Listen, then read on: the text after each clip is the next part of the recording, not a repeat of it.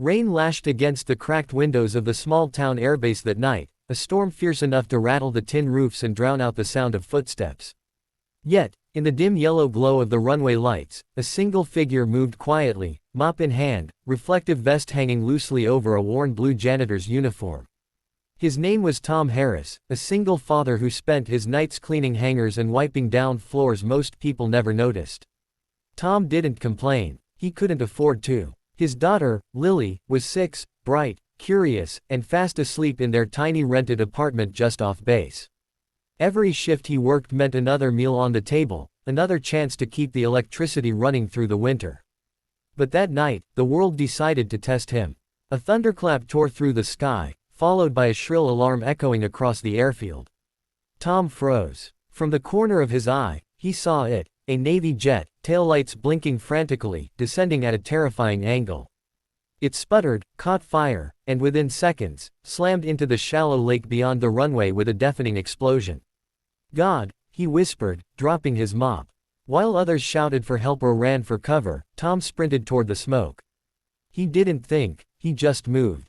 Boots slipping through the mud, lungs burning, he tore off his jacket and plunged into the freezing black water. Bubbles rose where the plane had sunk. He dove deeper, eyes stinging, reaching blindly until his hand hit cold metal. Through the shattered cockpit glass, he saw a man, young, uniformed, unconscious, his seatbelt jammed tight. Tom's fingers bled as he struggled with the latch, but it wouldn't budge. The water grew darker, heavier. He slammed his fist against the belt clip again. It snapped. He pulled. The man didn't move. Tom grabbed him under the arms, kicking upward with what little air he had left. When they broke the surface, flames flickered over the lake, turning the water orange. He dragged the officer through mud and reeds, collapsing on the shore as emergency sirens wailed in the distance. The Navy rescue team arrived minutes later, shouting orders, rushing stretchers.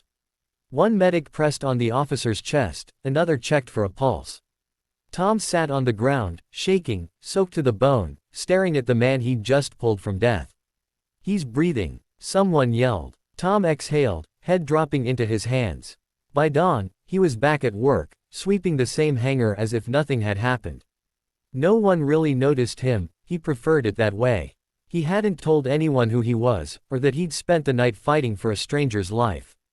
The medics hadn't even caught his name before he slipped away, exhausted and silent. That morning, as the sun broke through gray clouds, Tom walked toward the lot where his rusty pickup sat.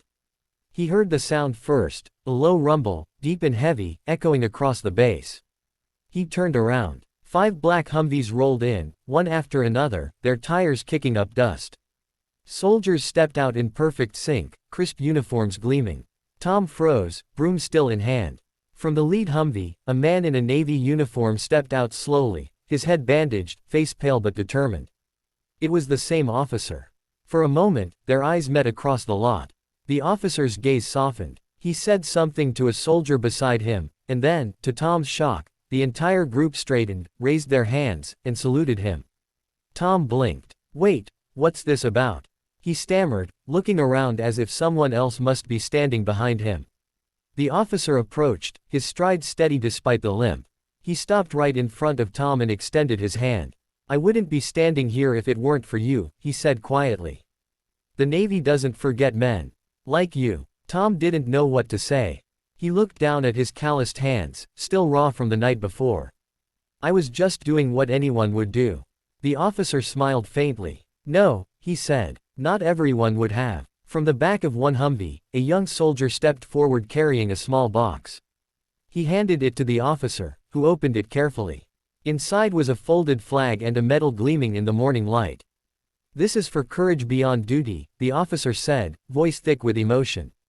"And for reminding us that heroes don't always wear uniforms." Tom's throat tightened. He looked around, unsure how to react. His old pickup, his broom leaning against it, the soldiers standing tall, it all felt unreal. At that moment, a small voice called from behind him.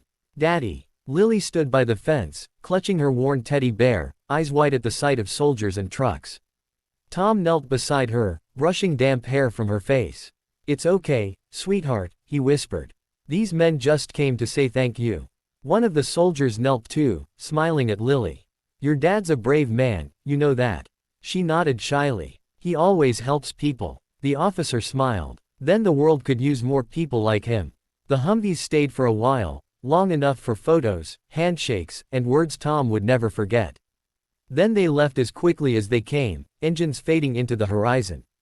Tom stood there for a long time, metal in hand, sun warming his soaked uniform. For the first time in years, he didn't feel invisible. Not because of the medal. Not because of the salute. But because somewhere out there, a man was alive, breathing, laughing, because he chose to dive into the dark when everyone else turned away. And that was enough.